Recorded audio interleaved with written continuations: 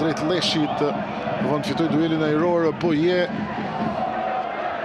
Një deputim mbreslënës për Poje.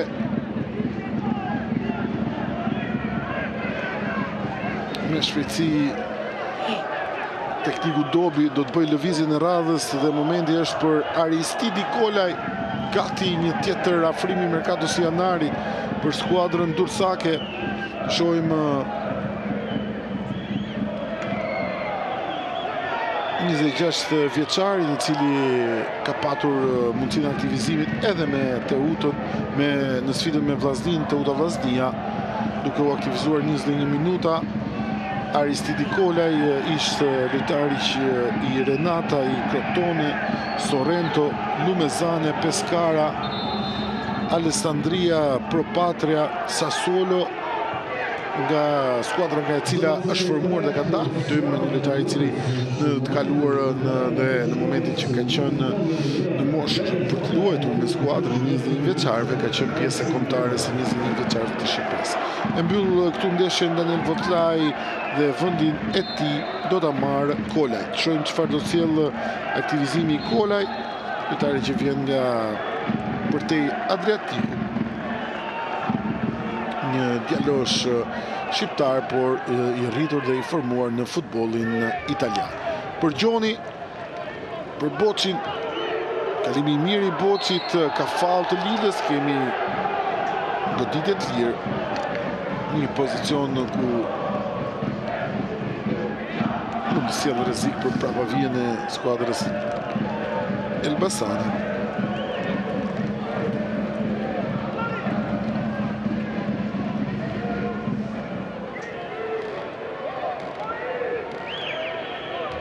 Shohim është Boçi pranë topit.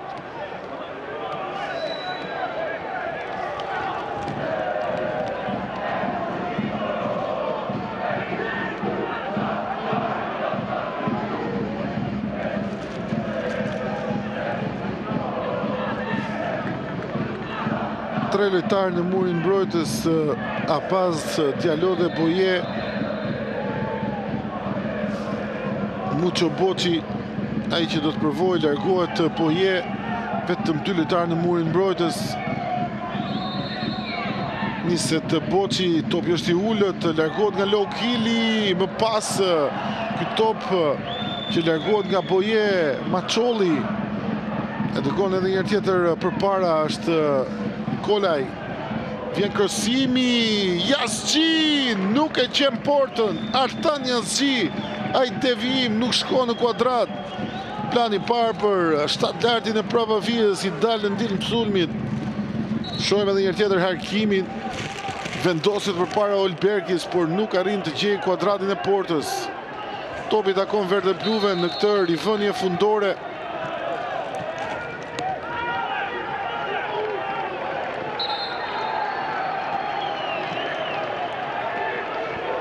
Totoshi ndëshkohet me kartonin e verdh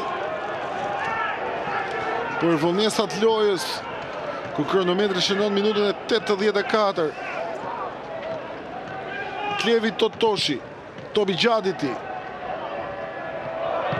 Ryn Leshi me kokë, Olbergis, Manellari, edhe një tjetër Leshi. Mbyll aty Lila. Poje, sërish Leshi, gjen Diallon. Manellari, përvon të liroj të majtën. Shumë e gabuar ajo goditje, shumë larg portës, rivënie fundore. Shohim i kërkon skuadrës që ndroj lart në këto momente Gozenovic, që nuk kërkon që të tërhiqet skuadra, t'i jap fush kundërshtarit, por nuk e lejon që në nisjet aksionin skuadrën kundërshtare me atë që i kërkon ekipit të tij. Leshi nuk arrin të përfitojë Kotobelli me këtë top. Kolaj, Ismaili gjen Maçollin, ftohet Yazgi. Me njerë drejt Tolit, e kanë kontrol Toli.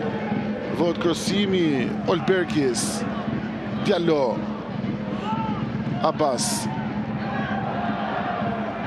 Shojmë dalin e skuadrës Elbasani, Diallo me shpejtësinë e tij, Diallo e djathta!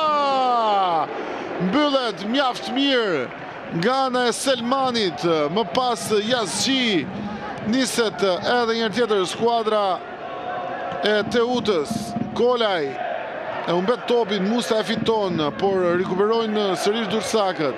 Maqolli e dërgon mbrapa tek Selmani. Një mundësi për golin e tretë tek skuadra Elbasanit, por Selmani vendimtar me atë ndërhyrje ndaj Diallos në nisjen e aksionit të skuadrës verdhe blu. Yazgji edhe një tjetër Dursakët provojnë të organizohen nga prapa via, ndërsa bëhet gati Fofana për të hedhur në fushën e lojës. Shohim Boçin, Kolaj, Arifi ka fallë të gjyqtari ndaj Kolajt.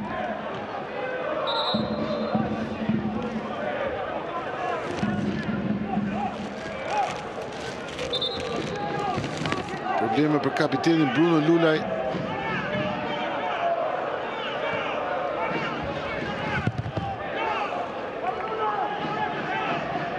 Se duket një problem në pjesën e pulpës për Bruno Lulaj. Kërkohet ndihma e stafit miksor për kapitenin verdhe blu. Dhe ndoshta mund të jetë momenti Azemovic. Ky është momenti kur Selmani tregon edhe një tjetër vlerat dhe cilësitë e tij, edhe pse i dal pak nga porta. Gjithçka interpreton mjaft mirë goditjen e kundërshtarit. Gati numri 8, Muhamet Mansour Fofana. Merr vendin e Arifit.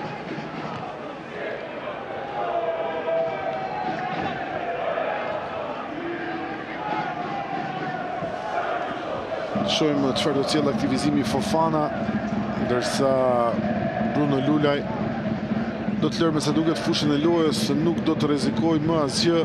Kapiteni verdhe bluve dhe Emiliano Musta merr shëritin e kapitenit. Gati Azemovic për qendrën e mbrojtjes tek skuadra Elbasanit. Shohim nëse ka diçka serioze për Bruno Lulaj, për kapitenin. Dojmë vinte pasi dëmtimi, ende nuk ka fituar kondicionin e dur fizik, por nuk e ka lënë pas, nëse duket as dëmtimin 100% e di, dhe tashmë është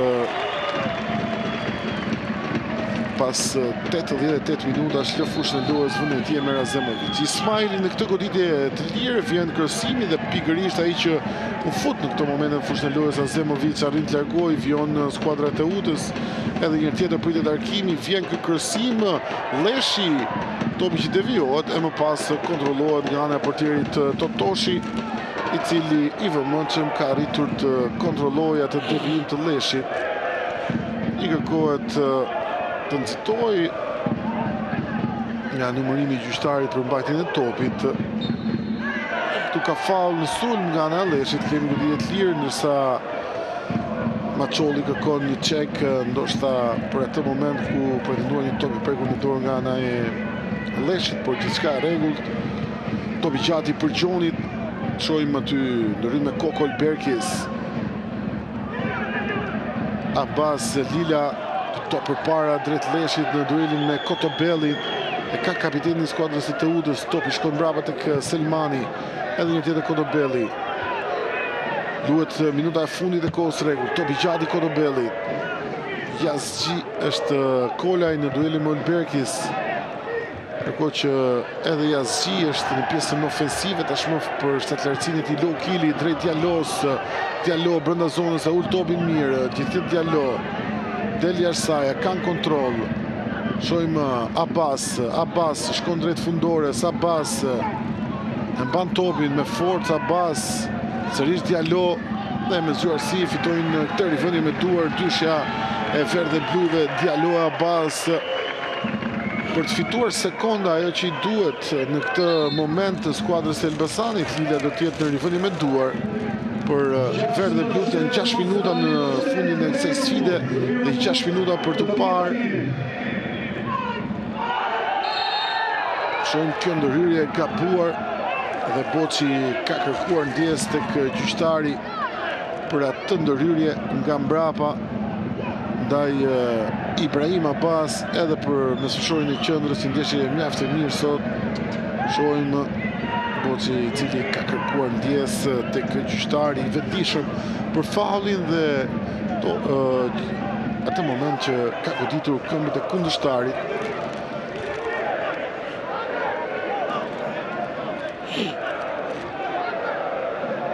Diallo në këtë goditje të lirë.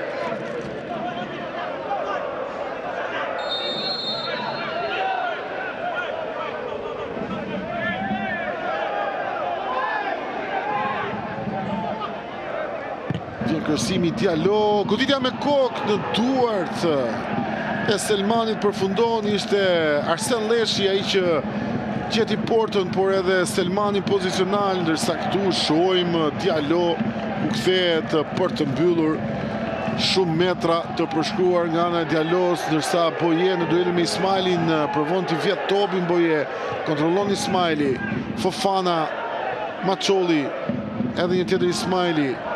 Luhet minuta e 2 të shtesës ndër 6 akorduar nga ana e gjyqtarëve. Top për Yazzi, provon ta ulej, e bën mjaft mirë për Boçin. Boçi kom pik pasimi, e mbyll Ibrahim Abbas, vjen aty për Gjoni, gjen mjaft mirë Kolajn, vjen aksioni Kolaj, me këtë pasim për Ismailin, lexon gjithçka Olbergis dhe shkon për të mos lejuar krosimin e kundërshtarit, aq sa mjafton për një rivënie fundore për portierin Totoshi.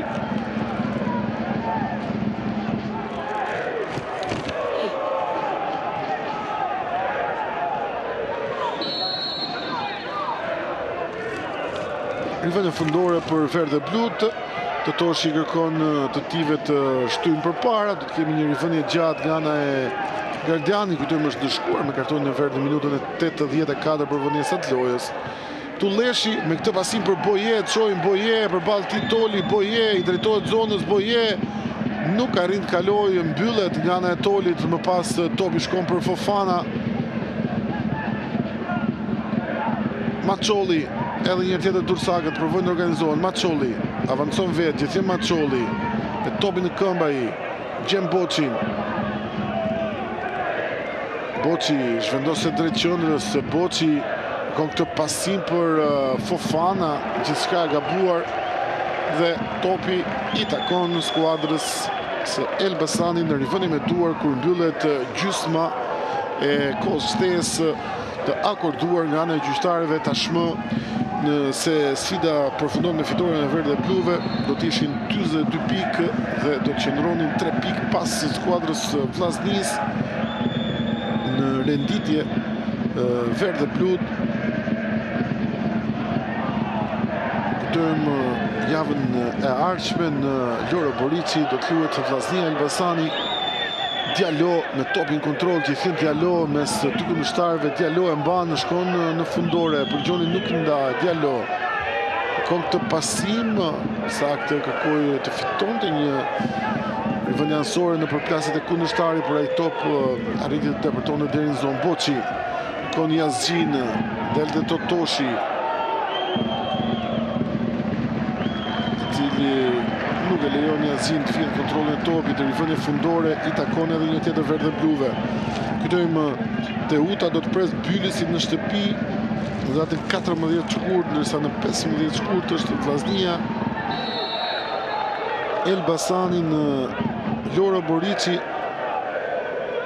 Gjithashtu në 15 shkurt luhet dhe Partizani Tirana. Top i gjatë i Totoshit jashtë vijave kufizuese.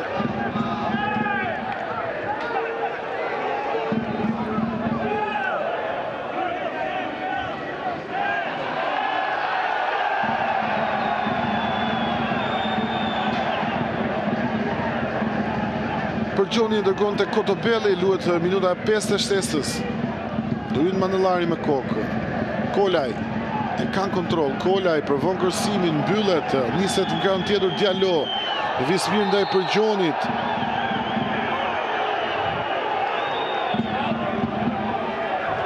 Ajo ndërhyrje e gabuar e Përgjonit ndaj Diallo. Nuk ka karton të verdhë. Shohim edhe një tjetër në këmbët e kundërshtarit, ndërhyrja e Përgjonit. Do të jetë Lila në këtë goditje në të lirë kur kronometri shënon minutën e 6 shtesës dhe të fundit. Lila lë topin për Olberkis.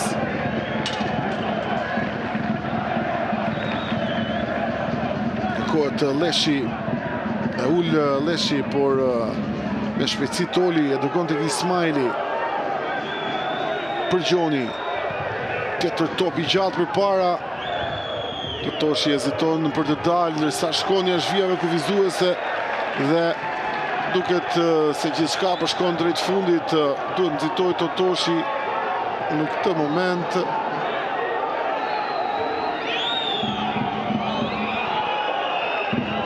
Shohim tashmë të gjithë në këmbë në Elbasan Arena për mbylljen e kësaj sfide. 2-1 shifrat, luhet 7 minuta shtesës. Ndoshta shkelmimi i Totoshit do t'i japë dhe fundin. Vjen në fundi, Albert Doda mbyll këtu këtë 90 minutësh. Elbasani fiton me përmbysje ndaj Teutës, duke mbajtur vendin e dytë, 42 pikë fal kësaj fitore për skuadrën verdh dhe blu, e cila rikthehet edhe një herë tjetër tek suksesi pas asaj fitore ndaj Dinamos në shtëpi. Vendos një dobjet, një 2 golësh i Boje në këtë sfidë sotme, duke shvlerësuar një super gol të Gonçalves Wagner, lojtarit të Teutës, i cili gjeti rrugën e rrjedhës në deputim me skuadrën e Teutës. 27 pikë tashmë për skuadrën tursake pas përfundimit të kësaj sfide, ndërkohë ju kujtoj miq që do të jetë një njerë super gol pas kësaj sfide, intervistat me trajnerët por edhe me lojtarin e ndeshjes, përpara se të bëhet ndoshta edhe një analizë për prak sfidën e mbrëmjes atë të orës 19 në stadiumin Flamurtari mes Flamurtarit dhe Gnatiës. Por ju kujtoj miq se sot nis zyrtarisht lojrat olimpike dimërore Milano Cortina 2026, një udhëtim i jashtëzakonshëm në botën e sporteve dimërore që do të shoqërojë deri në 22 shkurt në radio televizionin shqiptar me qindra gajra mira sportiste, emocione. Nisin sot me ceremoninë e hapjes së lojrave. Mos u humbisni duke nisur nga ora 20 në RTS1, një spektakël i jashtëzakonshëm që ndërthur fantazinë me traditën, teknologjinë dhe shpirtin olimpik. Nga mitiku San Siro në Cortina, një ceremoni madhështore me artistët më të spikatur dhe shumë surpriza që do t'ju lëm pa frymë. Ndiqni sot në komentin e Andrea Kushit drejt për drejt nga ora 20 në RTS1, pikërisht ceremoninë e hapjes së lojrave olimpike dimërore, një tjetër ekskluzivitet i radio televizionit shqiptar. Dhe me festën e verdhë bluve dhe tifozëve të tyre e mbyllim këtu këtë transmetim bashkë. Miru dëgjofshin në ndeshjet e tjera.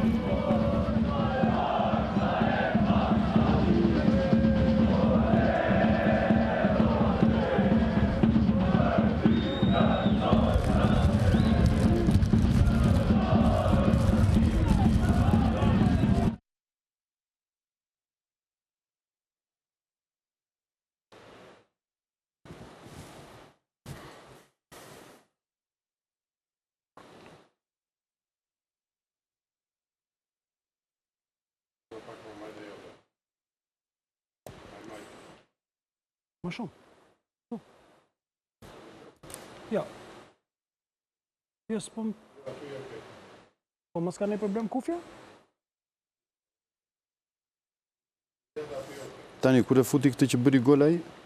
Për cili? Për këtë Dursi? Dursi. Pjesë 2. Po, pjesë 2 në Direkt, minutë. 25 minuta. 20 sekonda, okej. Minutë 60 e ka fut ai. Ah, në minutë 60? Jo, po fal, ky. Bëri një ndryshim, me Ismaili.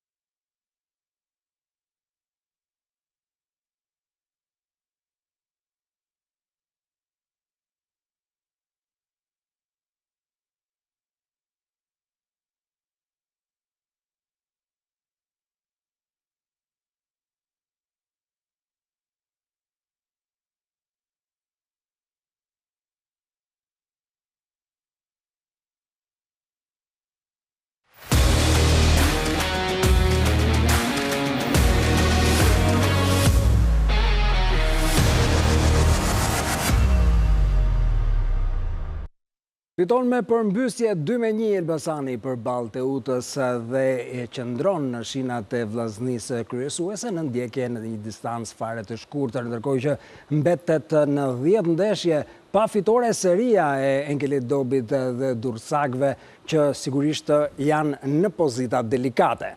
Një pasdite mund themi e zëvendësuesve, sepse Gonçalves futet nga pankina dhe shënon një super gol për avantazhin provizor të Dursakve, por futet edhe Boje dhe ai bën akoma më mirë, shënon 2 gola në 2 minuta duke i dhënë fitoren Gvozdenovic. Unë jam në studio me Ardi Bearin dhe Dritar Mehmetin. Përshëndetje. Qojmë edhe kalendarin e javës 23. Vllaznia Vora 1-0, Byllis Partizani 1-2 dhe Elbasani Teuta 2-1 mbetet për të luajtur sot flamurtari Egnatia. Shohim edhe klasifikimin tashmë, sepse Vllaznia ka një ndjekse të afërt, 45 pikë Shkodrana, 42 Elbasani. Egnatia 39, Dinamo 34, Partizani 30, Teuta 27, Vora 25, 20 Byllis dhe Tirana, flamurtari në fund në kuotën e 19 pikëve. Beari, një ndeshje që u duk se Teuta edhe mund të kthejë te fitoria, por ja që nuk ndodhi kështu dhe gjithë emocionet dhe dramaciteti i saj u zhvillua, po themi, në 15 minutat e fundit. Në fakt do ta zgjeroja pak për t'i dhënë edhe atë që i meriton ndeshjes, vlerat që e meriton. Mua mu duk pjesa e dytë, mu duk goxha e mirë, me ritëm, me shumë intensitet dhe me shumë dinamika.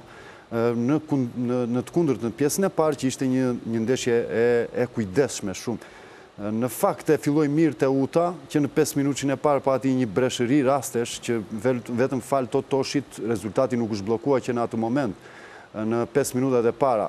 Përgjigjet Elbasani me një rast të cages që nuk shfrytëzohet dhe pastaj ishte një moment le të themi kështu kujdesi nga të dyja skuadra. Dy skuadra të cilat edhe pse me një sistem pasqyrë, interpretimin e kishin pak të ndryshëm në fazën sulmuese, sepse në qoftë se Elbasani ishte në linja lineare, krijonte dëmtësi në krahun e djathtë dhe kërkonte të ndryshonte lojën në krahun e majtë të Lajthia që siguronte gjërsinë, që jo shpeshere arriti ta bënte këtë.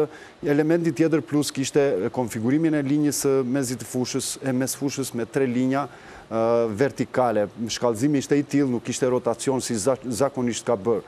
Në ana e saj Teuta, në 4-2-3-1-shin e saj, e zhvillonte me një 3-4-3, me zbritjen e sidomos Maçollit në linjën e mbrojtjes, dhe ngritjen e mbrojtësave të krahut, por edhe në raste direkt në një 4-2-4 me lojë direkte të linje parë sulmit dhe luftonte për topin e dytë. Por thash, pjesa e parë ishte midis kujdesit dhe të përfitonin shtëmundin. Shumë pragmatist në pjesën e parë Elbasani që krijonte atë me bllokun e mesëm, krijonte atë hapësirën për shfrytëzimin e shpejtësisë së Diallos dhe Cages, po qoftë edhe Lajthis, dhe më kërkues ishte Teuta, pavarësisht mungesës së rasteve, por ishte gjithmonë një kovones në presion dhe në presim. Ajo që i mungoi Teutës në pjesën e parë.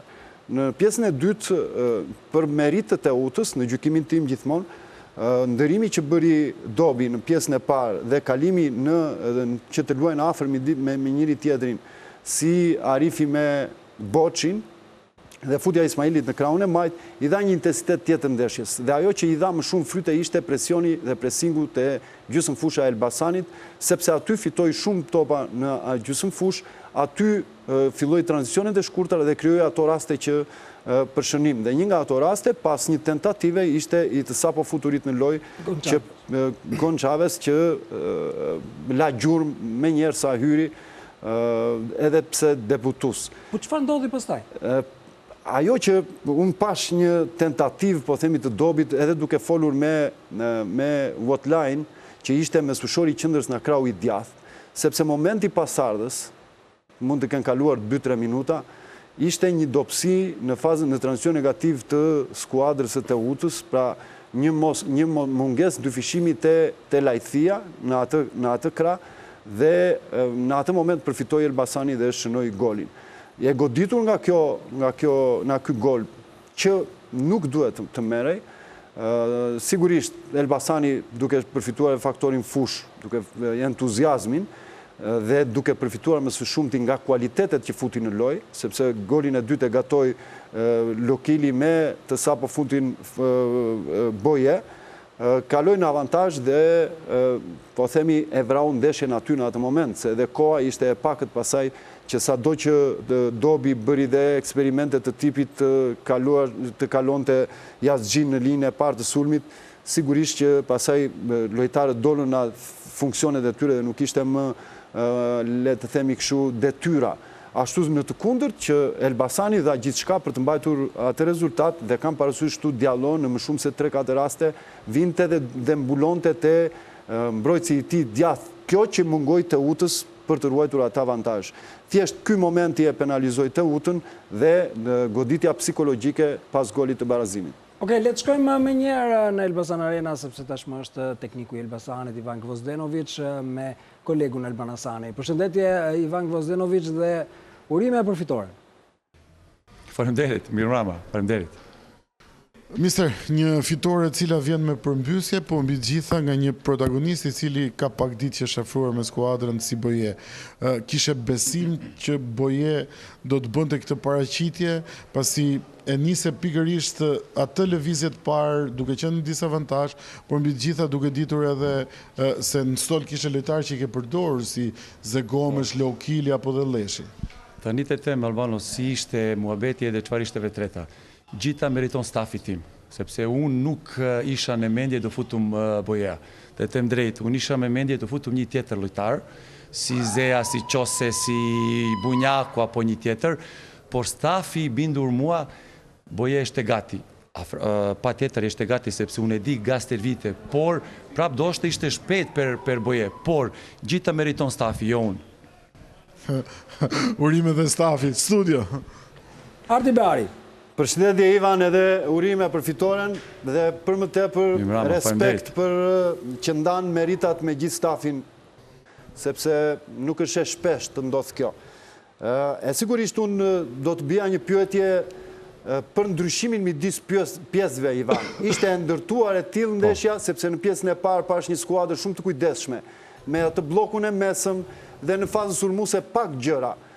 Gjërat për shembull dëndësia në krau djath dhe ndërimin e lojës në krahun e kundërt dhe krijimi i asaj linjës së mezit të fushës me 3 linja, pra mes fusha e krijuar me 3 linja vertikale për të krijuar më shumë pika pasimi.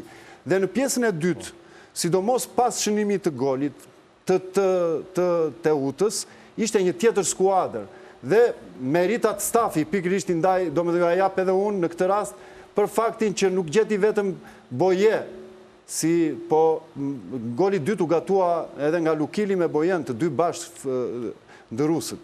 Pra, pyetja për ta përmbledhur shkurt, ndryshimi midis dy pjesëve ishte i përgatitur i tillë për të krijuar ato avantazhet tuaja apo erdhi nga kundërshtari? Profesor, mendimi tim, ne ishim mes skuadra më e mirë, ishin dominuar nga fillimi deri fundit. Unë kam shumë respekt për Teuta si skuadër, por ata shënoi goli duket ishte një rast, vetëm një rast, edhe ishte gol. Do ishte edhe pak me fat, sepse top ishte për ne, ishte Musta kontrolloi topin, por okej, ishte 0-1. Tani, pjesa parë edhe pjesa dytë ishin përgatitur njësoj.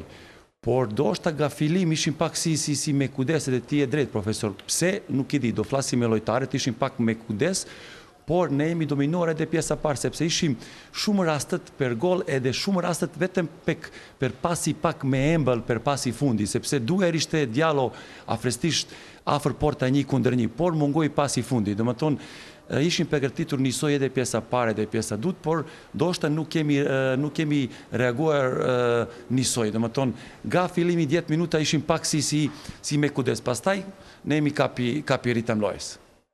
Dritan Mehmeti. Përshëndetje Ivan, urime për fitoren e sotshme dhe sidomos të përgëzoj për mënyrën se si e ke rritur progresivisht skuadrën, ku më pëlqeu sidomos pjesën e parë, rotacionet që vinin me mesfushorët e linjës së mesit fushës, ku Treshja sidomos krijonte dëmësi në linjën e majtë dhe kanë bërë disa veprime shumë të mira. Besoj se kjo është e punuar, por një pyetje konkrete, ndoshta për të shërbyer më tepër Diallos, do të ishte më mirë, sepse shpesh herë e shoh Diallon që i shërbeni në zonë. por mbas shpinës, pra në hapësirë, ndoshta do të ishte më efikas sepse shikoj që ka tendencë ndryshe nga krahu i majt ku Lajthia është lojtar që e do topin këmbë dhe futet triplim, kurse me Diallon besoj se do të jesh më i rrezikshëm nëse të kap hapësirat mbrapa shpinës. Dhe më shumë simetri nga krahët, sepse shoh që vetëm nga Lajthia ka më shumë ndoshta është e punuar nga ju apo është strategjoja juaj që të sulmoni vetëm nga krahu i majt dhe ta ruani Diallon, sepse shoh më shumë aksione nga krahu i majt. Okej, sot ishim përgatitur më falë nga dy krahut, edhe nga Lajthia edhe nga Diallo, sepse kemi dy lojtar shumë shpejt. Edhe nëse ata sulmoj hapësira, është shumë vështirë për kundërshtar. Doshta nuk kemi sulmoj hapësira mjaft, sepse ishim në avantazh, ishim topi i lirë. Unë tash edhe Diallo edhe Lajthia. Kur kemi topi i lirë, kjo është e signali hapësirë. Doshta tu komunikimi nuk ishim nga fillimi mirë, por pastaj çunat lloje mirë, doli mirë, fitore shumë rëndësishme dhe jam shumë krenar për çunat. Faleminderit Gvozdenovic, suksese në vijim. Dhe sigurisht që do të presim të kemi në lidhje të drejt për drejt edhe teknikun e Teutës Enkelet Dobi, por ndërkohë Mehmeti, një Teut që 10 ndeshje pa fitore është një seri shumë e gjatë për një skuadër që qoftë edhe nëse nuk do të pretendonte për Final Four, ndoshta këtë seri kaq i gjatë nuk do ta kishte lejuar. Normalisht dhe unë e shikoj Teutën që ka asur vështirësi, sidomos në filtin e parë, aty ku Teuta në fazën përmbyllëse të aksionit vuan shumë. E kemi theksuar shpeshherë këtu që skuadra e Teutës nuk ka një sinkronizim dhe atë gjetjen e lojtarit sulmues tipik që të realizoj dhe edhe kur skuadra nuk prezantohet mirë në fushë, pra nuk e ka atë elementin, si që e kemi theksuar që kimia mes Arifit dhe Runit, sidomos në këto 2-3 ndeshje, nuk ka rezultuar ashtu siç ka kërkuar tekniku dhe skuadra, jo vetëm që ka prishur ekuilibrat, sepse edhe në fillim të sezonit vuajti skuadra e Teutës për sa i përket gjetjes së një lojtari gol pra, por vuajti ka filluar të vuajë sidomos të 10 ndeshjet e fundit edhe në ekuilibrin e fazës defensive, pra në tranzicionin negativ, po t'i referohemi sot nuk kishte ekuilibër dhe skuadra shumë e gjatë si skuadër dhe nuk diti të menaxhoj mirë rezultatin ku normalisht duhet ishte më e uritur për ta menaxhuar dhe sidomos humbi shumë hapësira në linjat e mesfushës. Besoj se ka ndikuar dhe ndryshimet e shumta në përbërjen të skuadrës. Sot kishte ndryshime, sot kishte lojtarë përveç Runit në maj, kishte ndryshime. Problemi që ne theksojmë gjithmonë ajo e qendërsulmuesit që të shënoj golin. Tani, është çështje qendërsulmuesi apo çështje mënyre e lojës që nuk po funksionon me qendërsulmuesin, sepse është i treti që nuk arrin të nxjerrë Teutën nga hallet, po themi. Po zakonisht, nëse do të ne jemi mësuar me një Teutë rezultative në momentin kur ka përdorur 900 fals dhe sepse e ka ndërtuar lojën në mënyrë të tillë. Në momentin që merr një sulmues që ta kesh pikë referimi, duhet ndryosh edhe mënyrën e lojës pastaj. Okej. Shkojmë edhe një herë në Elbasan Arena, sepse tashmë është gati edhe tekniku i Teutës Enkelet Dobi me kolegun Elban Hasani. Përshëndetje Dobi. Përshëndetje gjithëve. Dobi, një ndeshje të cilët ne kishit në avantazh, por për pak minuta u përmbyll gjithçka. Ishte mungesë përqendrimi, çfarë ndodhi në atë hark minutash? Tani ndonjë përgjigje saktë nuk ka, se po të ishte, domethënë do ishim shumë zgjut, po aq zgjut nuk kemi që me pa futbollin se çfarë ndodhi. Bëma të vështirë që shënuan para dhe donin të marrin edhe rezultate dhe donin të vazhdonin me të njëjtin ritëm. Domethënë ndonjëherë nuk ka shpjegime disa gjëra që ndodhin në futboll, por nëse do analizojmë aq tani në nxehtë sipër s'duhet ndodhte kjo, dy gola brenda 2 minutave, 3 minutave dhe në tranzicion që më thënë më saktë do jemi kur t'i bëjmë analizën, i pam pak ato, por si ndodhi një lojtar mes 3 tonëve dhe i shko topi, nuk kam tani fjalë që të them jemi gjithë të zhgënjur nga rezultati, jemi gjithë, domethënë ndoshta pjesën e parë nuk na shkoi ashtu siç donim neve si operative, por nuk ishte një ndeshje e dobët nga ana jonë. Kishte momente sakta, pjesën e dytë bëm korrigjimet. Mendoj që filluam të punonte të dini më mirë, kishte qarkullim topi, kishte edhe agresivitet. Por shënuan të parë dhe këtu duhet jemi akoma më konsistent, që i themi në fjalën tamam pa përgjegjshëm, duhet të ishim më të vëmendshëm, ashtu si e tha dhe ju, dhe kjo na vret sepse duhet me pranu 10 ndeshje rallësi edhe ai vetbesimi ti mund të luash mirë edhe që tanë, por në fund rezultati është më i rëndësishëm dhe ky rezultati nuk është në anën tonë kohët e fundit. Mund ta themi jemi pa fat, po fatin duhet ta punosh, fatin duhet ta tërheqësh, fatin duhet ta kesh si magnes. Ka diçka që nuk shkon, duhet me e pranu, por çunat punojnë çdo ditë, me vërtet nuk mund t'i fajsojmë. Edhe sot luajtën, por ka diçka, kena prish disa ekuilibra që duhet i rindërtojmë përsëri dhe kjo shifet.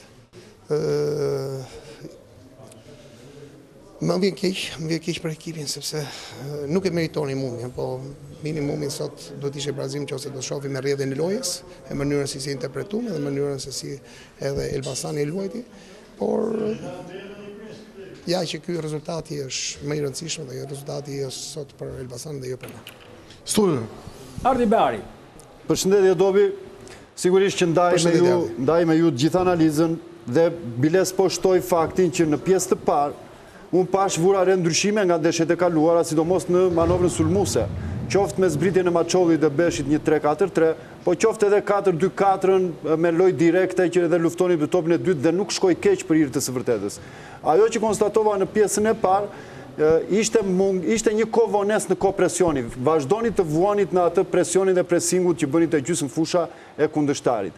Në pjesën e dytë, qoftë me ndërimin, po qoftë me ndërimin e vendeve të lojtarëve, arritët që të mernit, le të themi kështu, të fitonit shumë topa në tranzicionin pozitiv të shkurtër dhe që aty të mbanit Elbasanin në gjysmë fushën e tyre, deri te momenti golit. Dhe kthehemi te kjo që te pjesa e mungesës së presingut, po lidhur edhe me ndeshjet e kaluara. Unë nuk mendoj që është gjendje fizike, sepse u zhvillua deri në minutën 70 në pjesën e dytë, u zhvillua shumë mirë dhe nuk është pjesë fizike, ndoshta është psikologjike dhe duhet ta punoni më shumë. Dhe fakti pas golit të avantazhit, e morët pikërisht Voltajn për t'i thënë që shiko mos merr më pjesë në sulm dhe shkon në mbyllje andej na krau djath. Kur e morët dhe i dhatë një këshill aty te bankina, sepse që të pësosh atë gol dhe aq më tepër golin e dytë, mendoj që thjesht dhe vetëm është një pakujdesim në tranzicioni negativ që nuk duhet të ndodhë. Saktë, Ardi, por nëse do e shohim, mendojmë që për 15 minuta e para ose 20 minuta e para duhet shënonin. Përsëri shtylla që na dënon, përsëri një si them për ekipin kundërshtar këto hyn për ne nuk hyn. Mendoj që ashtu siç mund edhe të pësonit te Cage. Interpretimi ashtu e them. Ashtu mund edhe të pësonit te Cage. Dakor, po e kishim ne rastin më parë. Absolutisht, tre raste në 5 minuta. Rrjedha e lojës është tjetër diçka, por atë që them tani me nxehtësi e sipër nuk them. Kur e mora Danielin Votlajn i thash që të jetë në ekuilibër, të jetë gjikohet para mbrojtës që të mbuloj zonat e lira, domethënë si themi që asikurim që mund ta thyejmë shprehjen, domethënë mbuloj domethënë vendet boshe ku janë mes fushës edhe në mbrojtje, domethënë ju e dini më mirë se çfarë mund ta shpreh domethënë nga ana tekniko-taktike. Ja ajo, domethënë nëse do shohim golin e dytë, ai ishte voltajt i topi mes shalës del limit upside, domethënë çdo gjë është kundër nesh, kuptimin jo kundër nesh sepse duam ne të jetë ose po ky është futbolli, është diçka që po e vuajmë. Duhet me e thënë pastër. Krijuam volum, janë disa situata që kemi ndërtuar lojë nga mbrapa deri në fund deri 6 minuta që kemi marrë me topin dhe aty kemi vuajtur përsëri që të finalizojmë, të marrim vendimin e zgjuar, dakor, ose të jemi më cinik. Situatat i krijuam. Por ashtu si e tha dhe ju, domethënë që ja ky është futbolli, ndonjëherë domethënë nuk është me ne, ai fati, s'po ja vi fati, po është anë psikologjike, jam dakord me ju. Nuk është ana fizike se çunat vrapuan, domethënë deri në fund, nuk mund t'ja mund t'ja marri makun e punës. Është diçka që duhet me dal nga ky ngërç. Punojmë çdo ditë, mendojmë ana psikologjike, po e vuajmë pak. Duhet me para. Kemi humbur pak vetbesimin. Dritan Mehmeti. Përshëndetje Dobi, normalisht edhe nga statistikat e ndeshjes t'jap shumë drejt sepse mendoj që ishte një paraqitje interpretimi barabart nga dyja skuadrat, por situatat ndan edhe fitoren e Elbasanit sot ku ishin më të saktë. Unë e kam parë Teutën me besoj që nga fillimet e saj ka interpretuar një lojë shumë fluide, sidomos kur luan me 9 falës. E shikoj Runin, pyetje konkrete, jo të sinkronizuar me skuadrën. A nuk do ishte më mirë që ta filloje sot me 9 falë, sepse e kam parë me Arifin, keni prezentuar goxha mirë në fazën ofensive? E sakt, por nuk I kemi lojtarët e tjerë që mund ta fillojmë nga fillimi, sepse na kanë ardhur me vonesë, nuk dim edhe përgatitja, dikush ndeshjen e fundit e ka luajtur me 39 nëntor. E kupton drejtan, nuk është aq e thjeshtë, dakor, të bëjmë atë që doni me një nënsh, domethënë tamam që kur dinim që ishte si një tip pik referimi, domethënë dhe Arifi si nënsh e gjys, dakor? Por ja që ndonjëherë ato mendimet ose si e përgatit nuk del ashtu si duhet, prandaj reaguam edhe në direkt pjesën e dytë. Por nëse do e marrim domethënë 15 minuta, 20 minuta para, po shkonte ashtu siç e donin. Pastaj e humbëm çik, ashtu siç e tha dhe Ardi që ishim çik me vonesë te ky lloj pressingut, sepse edhe Runi ka mangësirat e veta derisa ti marrë gjithë këto udhëzimet ose them filozofinë e konceptin ton të lojës, dakor? Faleminderit Dobi. Tu e kemi çik mangësit. Faleminderit. Faleminderit dhe suksese në vim. Mbetet edhe një ndeshje për të luajtur ditën e sotme, është ajo në Vlorë mes Flamurtarit dhe Egnatias, një takim delikat me të dyja skuadrat që kërkojnë suksesin. Francesco Moriero e vendos ekipin me një 3-4-3, Veiga skuadrone pjeshka në Prapavi me skuadronën që mori vendin e Kantakias, I cili ishte programuar për titullar, por u dëmtua gjatë nxemjes. Trashi, Diavara, Ramani dhe Todorovski është në linjën e mesfushës dhe Bincuka që debuton me fanellën kuqezi, bashkë me Ememe në mbështetje të Maksutit të qendërsulmues. Beari, shkurtimisht sepse nuk kemi kohë. Po, ajo që bjen sy me njerën është mungese Oshafit, Bolzan dhe Lushaj. Praktikisht gjithë pjesa e sulmit është ndëruar dhe me këtë incidenti skuadrone me Çantakës që është një humbje madhe, po themi në prag ndeshje. Pjesa tjetër është e njëjta që ka mbajtur peshë e Flamurtari, ajo që mendoj është që me 3 linja drejta dhe me një skuadër që ka manovra të konsoliduara do ketë problematika të mund sidomos në fazën mbrojtëse. E me i tha të, pak po e sigurt është që është rritur shumë rrezikshmëria sidomos në pjesën e sipërme të skuadrës. Vlem për të përmendur kthimi I Todorovskit, një nga lojtarët në gjykimin tim më të mirët e Flamurtarit. Paktën të dy kratë forcohen tani me Trashin dhe Todorovskin. Shohim edhe Egnatia në teknikun të Edlir Tetova që do të vendoset me një 4-2-3-1 me Sinanin Port, Aliev, Poçi, Gjemajli e Fangaj në Prapavi, Alexi Fernando dyshe për para mbrojtjes, Selmani, Albaneze dhe Gruda në mbështetje të Bakayoko. Një Mehmeti Albaneze si vjetsh. Normalisht është një lojtar I cili ka cilësi shumë të mira teknike, sepse krijon gjatë gjithë kohës superioritet numerik kur ai futet në triblim dhe është një lojtar që ditë luaj edhe me shpinë nga porta e kundërshtarit. Megjithatë tekniku Tetova na ka mësuar dhe na surprizon gjithmonë me rotacionet e tij. Dhe sot rishikojmë edhe Aliev në linjën e majt, ndoshta është Jefferson I cili luajti javën e shkuar dhe mendoj që manovra e teknikut ndryshon shpeshherë, sidomos mund të vi me 3-2-5 ku ngjitet lart më shumë në këtë rast.